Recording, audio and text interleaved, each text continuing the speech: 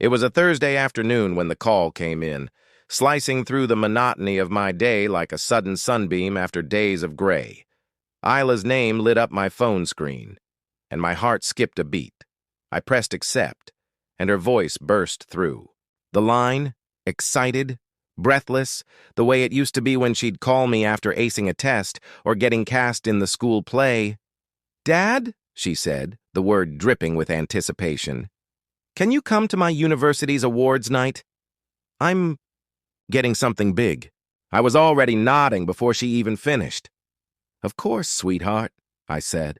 I wouldn't miss it for the world, because I wouldn't, even after everything. After Rel left and married Miles Thorne, the same man who used to handle my financials, the same man who smiled at me across conference tables while probably counting every penny I made. Isla had always been my lifeline. No matter what her mother did, no matter how many times the world told me I'd lost her to another household, another man's influence, I'd never believed it. She was my daughter, mine. And no second husband or fancy house in Red Oaks could change that. After the call ended, I sat in my kitchen. The pale afternoon light slanted through the blinds, turning the room into a patchwork of gold and shadow.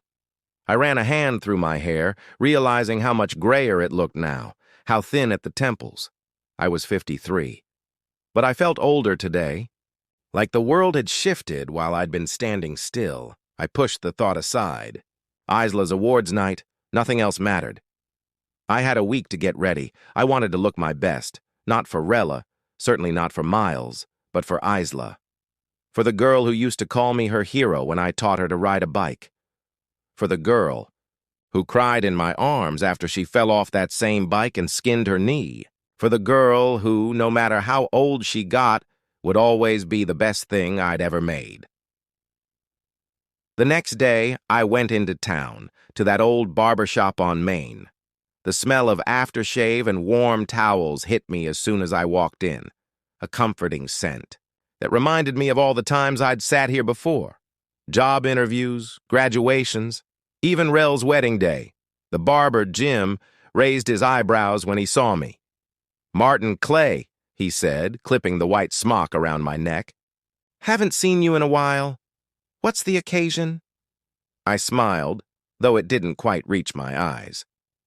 "My daughter's got an awards night at her university," I said, trying to keep my voice steady. "I want to look sharp." Jim nodded, knowingly combed my hair back, and got to work. The scissors clicked and snipped, falling into the rhythm of memory and promise. I didn't look at myself in the mirror. I didn't need to. I was here for Isla, for the promise I'd made to myself, long ago, never miss a milestone.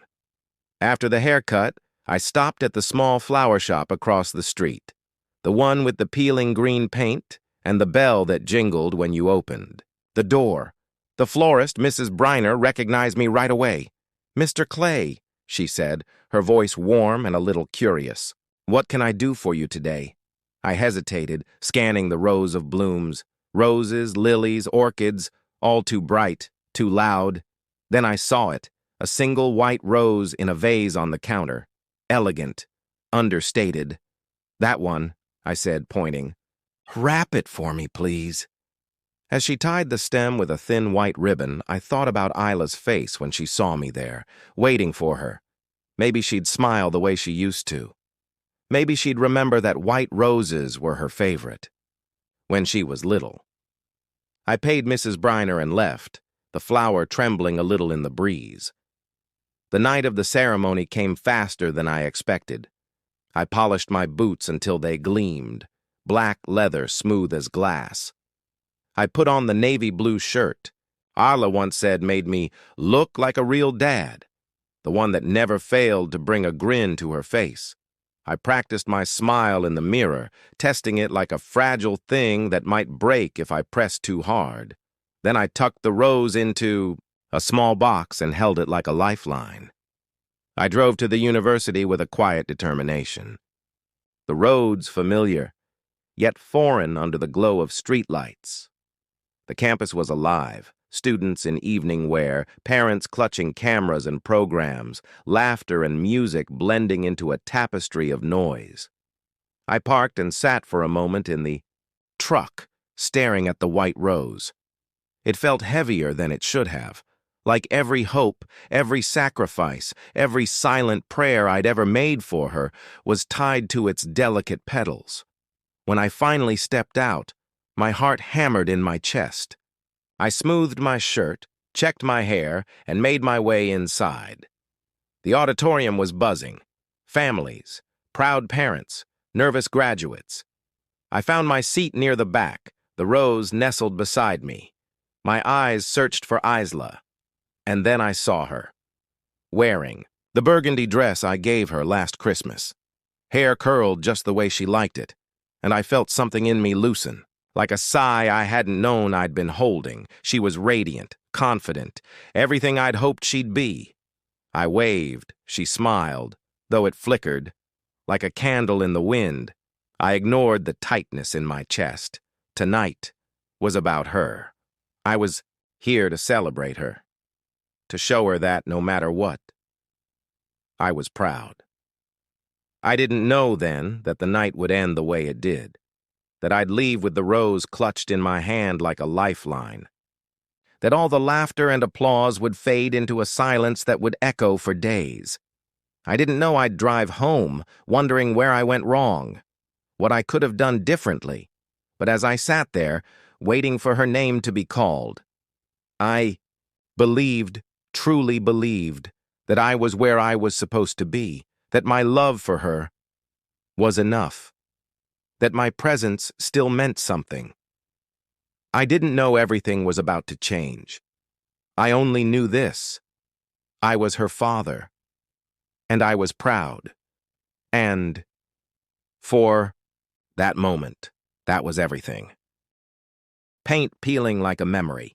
She'd spend hours on that swing, pumping her legs until her hair streamed behind her like a banner of defiance. She'd laughed back then, a sound that filled me with pride every single time. I could still hear it if I tried hard enough. That unfiltered joy. Now all I heard was the echo of that laughter, turned against me, a weapon I'd never thought she'd wield. The phone buzzed again, vibrating across the counter like it was trying to crawl back into my life. Another text from Isla. "Dad, please. I didn't mean it." I picked it up this time, my thumb hovering over the screen, ready to respond, ready to forgive, ready to hold her like I had 1,000 times before. But my fingers wouldn't move. I couldn't type a single word. My mind was a mess of thoughts and memories, tangled up with the sound of her voice, and the